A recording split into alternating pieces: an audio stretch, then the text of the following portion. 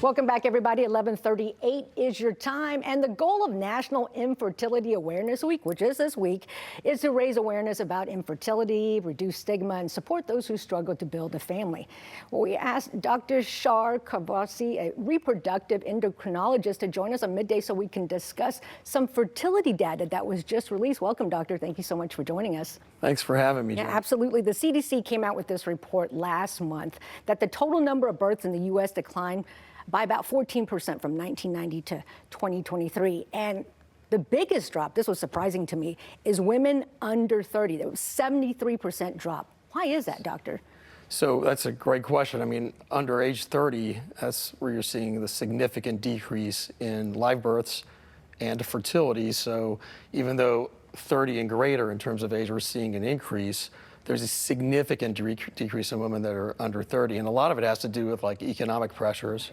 Right. It has to do with the way society looks at building family when it comes to workplace and just values that, you know, our patients have, women have in the general populace about how they want to approach family building because of other goals maybe at the time, and the availability of fertility treatments and fertility preservation with egg freezing and embryo freezing. These are all factors that to some degree or another can affect a woman's decision to wait. Yeah, delaying the start of their families. And you mentioned the second part of this study here that women 30 and over are having more babies, but not enough to offset that first staggering stat, 73% drop. That's right. That's right. So, I mean, we're seeing it more often in women that are 30 or greater in age in terms of getting pregnant and having babies, but it's not, quote unquote, making up for it, to the point where in 1990, based on this report, the replacement of of population in the United States, I mean, you have to have like 2.1 babies per woman to be able to replace society,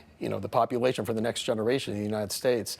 That was the way it was in 1990. Right now it's 1.62, which is not meeting the standard to be able to replace. Well, so that's pretty concerning, right? So what does that tell you?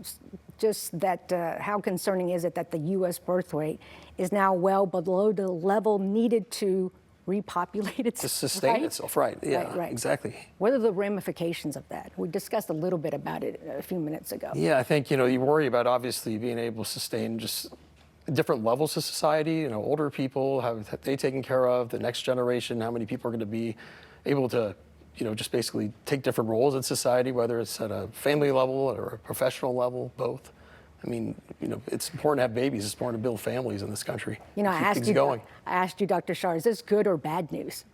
I mean, it could be better news. I'll put it that way. It could be better than this. It can, because you want to replace the people that are out there for the next generation and keep things going for the United States of America. That's what we want. Absolutely. We appreciate your perspective. That report, by the way, by the CDC came out in March. Dr. Shar, thank you so much for joining us here on KB News Midday. Thank you again, Jenny. Appreciate you. All right, Rob, back to you.